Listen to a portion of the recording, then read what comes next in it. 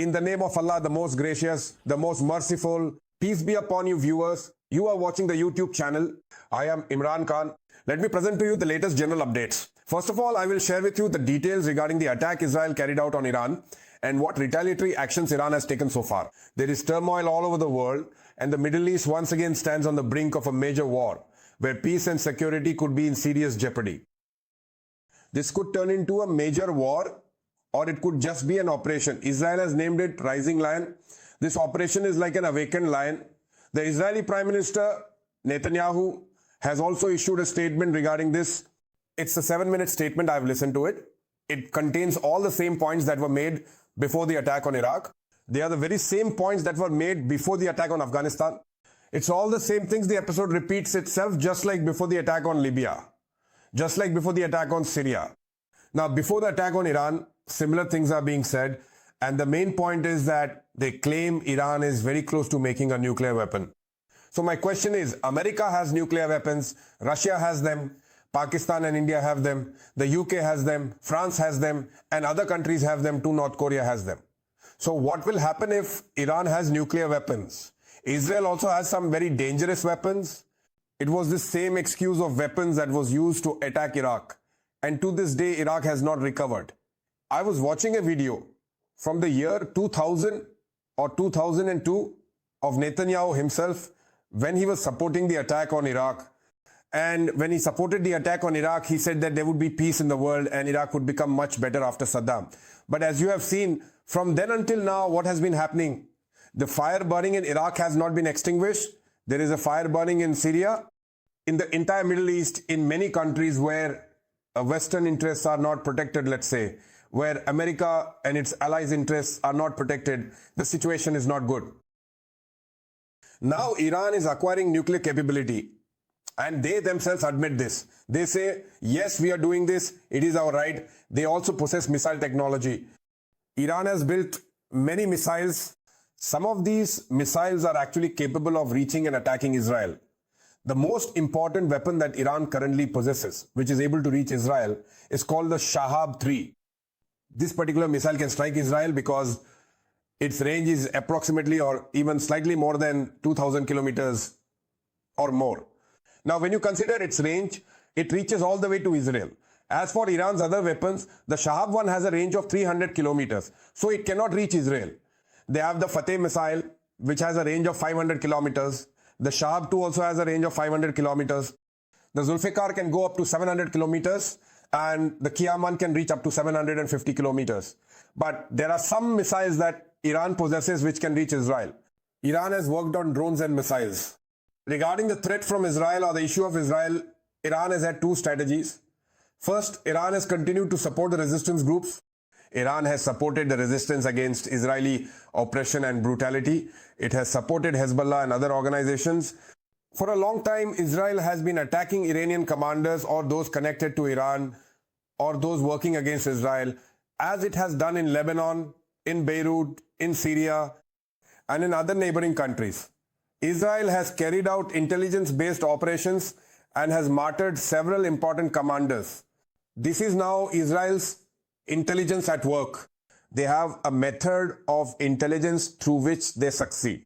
Now, they have achieved major targets inside Iran. For example, Qasem Soleimani, Ismail Haniyeh, an Iranian president, that was also martyred. So Iran repeatedly says that Israel is behind this, and Israel with great success carries out operations inside Iran through its intelligence. Now, the whole world knew that Israel was about to attack Iran. The United States had also said so. Iran itself was saying it, and there was turmoil in the Middle East.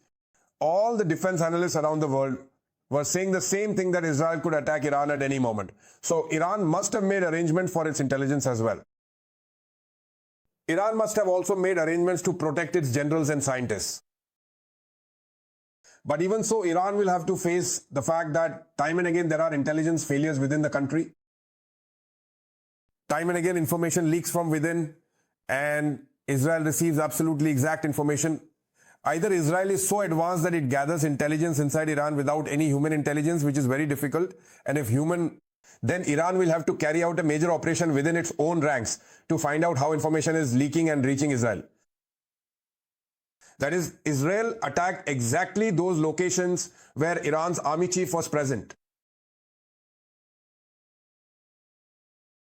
They martyred the head of their Pas Saran, Nun 150A. Two more senior generals were also martyred.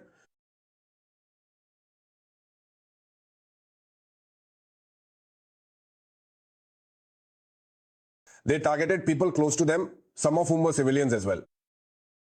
They have killed scientists, and I will tell you the names of the scientists that have come forward. All of them were atomic scientists. Abdul Hamid, Manohar Ahmed, Raza Zulfikari, Amir Hussain, Fakhi, Mutamili Zada, Mehdi Chanchi, and Feridun Abbasi. These are the scientists who were working or have worked on making atomic weapons for Iran. They are very important and significant people. In fact, a single scientist is more important than 100, even 1,000 fighters. You could even say that, because they are the ones who make the weapons that allow a country to defend itself. Now, Iran wants to make its own atomic weapons, and Israel believes that these atomic weapons will be used against them. The Prime Minister of Israel has said that Iran already possesses missiles and in large numbers that can reach Israeli territory and strike it. Israel has an Iron Dome and air defense system which is considered the best in the world. They claim that, sir, whatever comes, we will intercept it in the air. So they intercept missiles and drones in the air. Recently, they claimed that about 100 drones coming from Iran were intercepted. However, the Jordanian government has also stated that drones coming from Iran into Jordanian airspace were neutralized or shot down. We will talk about this later. But the Israeli Prime Minister says that if Iran manages to make its atomic weapons, which it is very close to achieving, then when these missiles come towards Israel in the near future, they will be equipped with atomic warheads or capabilities. Then it will be destruction for Israel. Israel has spread this fear and used it as a justification. They have attacked Iran, killed Iranian generals, martyred them, and also martyred their scientists and attacked very important locations. Now, this information leaking out and Israel succeeding in this year, in the intelligence war, Israel has once again proven that it is ahead. And in this, many other countries help them. Especially America helps Israel. The Israeli Prime Minister even sent his plane. In Greece, there were some reports that Iran's plane might be hit. And it is possible that the Israeli Prime Minister is not even present in Israel at this time and is operating from somewhere else. So they have built their entire ecosystem. It is a very small country, extremely small. Next to it is Jordan, then Iraq, and then Iran. The distance is about 152 kilometers. From such a great distance, for Israeli aircraft to come and attack, or for their weapons to reach there and attack inside Iran, they have to pass over two Muslim countries. Israeli weapons pass over Jordan and then fall on Iran, but Jordan neither intercepts them, nor issues a warning, nor stops them, nothing. But when something comes from Iran towards Israel, Jordan openly claims that they have neutralized it, because they say they will not allow their airspace to be used for any war. Now, the question arises, if Jordan wants to keep this formula, then it should apply to both Israel and Iran. That is, we do not want to be part of this war. Do not use our airspace, see neither Israel nor Iran. But what is actually happening? What's actually happening is that when something comes from Iran, they shoot it down. They say, sir, we have neutralized it. But when something goes from Israel, they remain silent. They don't say anything about it, don't report it, nothing at all. Secondly, some defense analysts claim that it's not possible for Israeli planes loaded with such heavy weaponry to move, go all the way to Iran, carry out operations and return without refueling. Refueling means you need fuel for the engines, for the jets to fly. And this is a very long journey, meaning you're going 100 or 200 kilometers one way and then the same distance back. Then you're attacking inside Iran. Iran's air force is almost negligible, as we all know. In the field of air power, Israel is far superior to Iran. But if you look at the size of the armies, Iran's army is 6 or 7 times larger than Israel, 6 times bigger. In terms of population, it's a much bigger country. In terms of area, it's a much bigger country.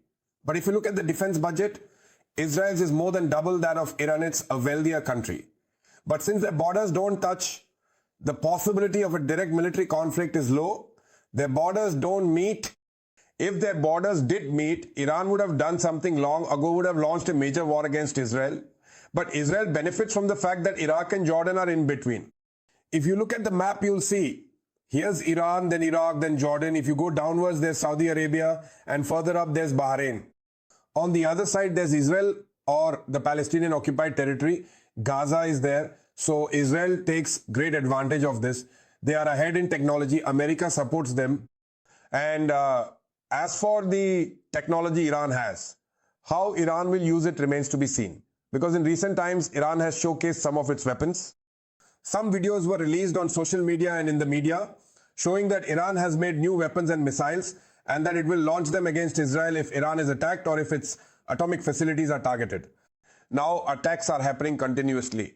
Repeatedly, there are reports that Israel has attacked another location, then another, and tonight is also said to be very crucial. It's being said that Israel will attack. And there are also reports that another atomic facility has been attacked. On Iran's side, both America and Iran are increasing the pressure. Donald Trump has made a statement on this occasion. He stands with Iran and has said that Iran still has a chance. There is still an opportunity for Iran to sit down and sign the nuclear compensation or atomic agreement. The purpose of this agreement is that even if you use uranium, you will only use it to generate energy. The enrichment process of uranium, if you keep it at 3, 4 or 5%, you use it for energy. But if you keep increasing it, then it becomes an atom bomb. So Iran has advanced quite far in this, and it is said that Iran is very close to achieving nuclear capability and causing nuclear damage. And information keeps leaking from inside Iran. This is a documented fact. Otherwise, how could such major targets be hit? Could Israel have achieved this? It doesn't seem possible. Now, what are the major challenges for Iran? First, to stop the information that is leaking from within. Second, to somehow unite the Muslim countries, but that isn't happening. The Muslim countries have condemned this. Saudi Arabia has condemned it. They said this was wrong and criticized Israel's actions. They issued a mild condemnation, even saying that this will create instability in the region. Pakistan has also made a similar statement, calling Israel's actions irresponsible. Pakistan has strongly condemned it as well. But can we actually stand with Iran? As for the Muslim countries, let me give you a simple and straightforward answer. They will not stand with Iran. This is managed. It is simply not possible for these Muslim countries to stand with Iran and start fighting against Israel. I don't think Muslim countries will fight Israel unless Saudi Arabia ever gets into a conflict with Israel. If Saudi Arabia ever fights Israel, then the Muslim countries will stand up and join in. Because you know what's going on, and you also know how Saudi Arabia's own system works and why other countries would stand with Saudi Arabia, because then the pressure from Muslims would become immense. The Kaaba is there, Masjid al-Nabawi is there, so that would create a whole new situation. Otherwise, I don't think they will stand with Iran because they never stood for Iraq. Muslim countries didn't stand for Libya, they didn't stand for Afghanistan, they didn't stand for Syria, so why would they stand for Iran? It doesn't seem likely. But is it really that easy to attack Iran and succeed as it was with other countries that the Western powers, NATO or Israel attacked and succeeded?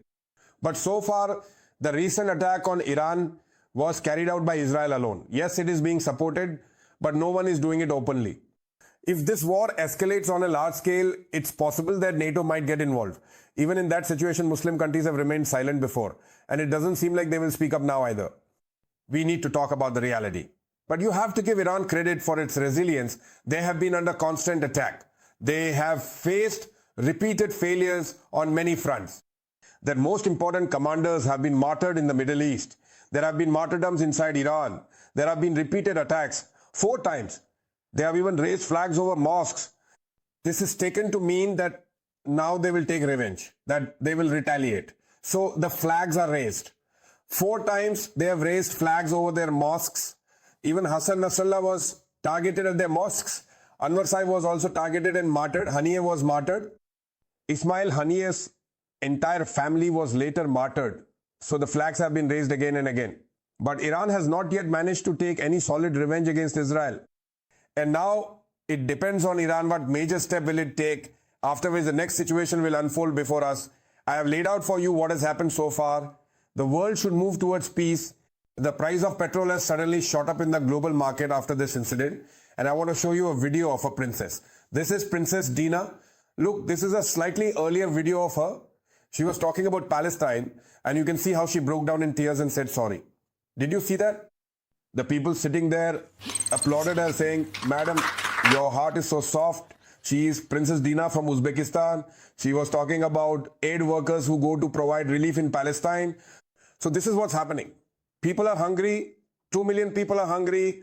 Children are hungry. So while talking about this, she broke down in tears. On one hand, there are such gestures, but on the other hand, they don't stand together. People usually laugh at those who cry. If you keep crying, people will keep laughing at you. You have to stand up and fight. Iran stands up to fight, but no one else stands with it. When Israel stands up to fight, it is given support. Its allies stand with it, whether openly or from behind the scenes, they give it full support. On the other hand, Israel's opponents fail because their support is only verbal, just statements of condemnation and nothing more. So, viewers, I have laid this out before you. Now let's come to the budget. The budget, viewers, has been completely messed up. I was reading its points. This is one of the worst budgets in Pakistan history, and the IMF could not have given Pakistanis a worse budget than this. Just a few years ago, when we looked at the budget, there was some relief for the public. In this budget, many things have been kept secret. Sanallah Khan Sahib, a very senior journalist from Dawn, says that when we asked about an allowance set aside for the army, just tell us how much has been allocated. When asked why it was allocated, they put their fingers to their lips. They said, no, we can't tell you. They aren't even disclosing the allowance. How much has been set aside? Why has it been allocated? Things like this in the budget. Only the salaries of the military have increased significantly. The salaries of ordinary people have not increased. First, they said 6%. Then they said 10%, that this is the proposal. Just look at how high inflation is in Pakistan. Tehreek-e-Insaf has released that data. I am sharing this data with you. Look, compared to Imran Khan's time in government, they claim that they have reduced inflation. But the real competition is with Imran Khan, isn't it? So just take a look at the difference between 2022 and 2025. Wheat flour has increased by 48%, rice by 95%, sugar by 96%, chicken by 118%, milk by 70%, eggs by 122%, cooking oil by 25%, lentils by 70%, onions by 63%, tea by 111%, and many other items. These are the increases. How much has petrol gone up? Petrol has almost doubled as well. The increase in the dollar is also right in front of you. Look at where they have taken things from and to. All of this is the doing of this government, the destruction caused by the PDM government. This is what they have done to Pakistan. A few days ago, the army chief was saying that this is not a brain drain, it's a brain gain. He was happy about the people leaving Pakistan. And now the survey that came out before the budget says that urgent measures are needed to stop this. People are leaving Pakistan and our most valuable minds are going abroad. If the brightest people are not in Pakistan, then how will the country run? Then you'll have to place uniformed men everywhere. Now, whatever level of intelligence they have, the country will only run according to their thinking. You can't really blame them for that. If a person only has so much intelligence, how can he handle such a big responsibility? The intelligent people are leaving the country. They say our country has been taken over. A government with a fake mandate has been installed. People have no confidence. So the brain gain that the army chief talked about, well, the government's own survey has admitted that it's actually a brain drain and it needs to be stopped. If Pakistan doesn't stop this, it will head towards disaster and a huge number of people are leaving Pakistan for other countries, taking their capital and money with them. Look at what they've done to the farmers who were once a strong segment who somehow managed to survive. Just see the situation now. Wheat production is down by almost 9%, maize by 15.5%, sugarcane by 4%, chickpeas by about 16.5%, and cotton by nearly 31%. This is the decline. And overall, in Pakistan's agriculture, where we should have increased by 50%, we've actually reduced it by 13.5%. This is what the current rulers of Pakistan have done. They have completely destroyed the farmers and cultivators, and we will pay the price for this twice over. First, our farmers will suffer, they'll be left with nothing. Second, we'll have to import goods from abroad. When we import, we'll have to pay extra money. And where will that money come from? It will come from our own pockets. Now, after going around in circles, they presented a budget. They say we've reduced some taxes for the salaried class. But if you look at the numbers, it's peanuts. They've taken more out of their pockets than the tax they reduced. They couldn't collect taxes from traders in other ways. They're robbing the poor man's pocket. If you compare the taxes paid by traders to those paid by the salaried class, it's very little. But if you look at their profits, traders are much better off than the salaried class. Yet they're giving benefits to industrialists and capitalists. When asked why they didn't increase the wages of laborers, why did you increase the wages of the hardworking laborer, the poor man who toils and works hard? So do you know what their response was to this? The finance minister and his team who were sitting there said that the industrialists were not agreeing. The capitalists were not agreeing. What kind of government is this that runs according to the wishes of capitalists and industrialists, that makes its budget on the instructions of the IMF? Viewers, there are many more things I want to share with you. This issue between Iran and Israel that has come up in the Middle East, we'll keep discussing it. I have some very important information regarding Pakistan. I have some very significant news and some very important people have shared it with me. I will present all of these things before you. But let me tell you one thing. This system, in its opposition to Imran Khan, is gambling in such a way that it has put Pakistan's sovereignty, Pakistan's integrity, Pakistan's economy, and Pakistan's honor all at stake. And they feel no shame. That's all for now. Take care of yourselves and of this channel. Allah Hafiz.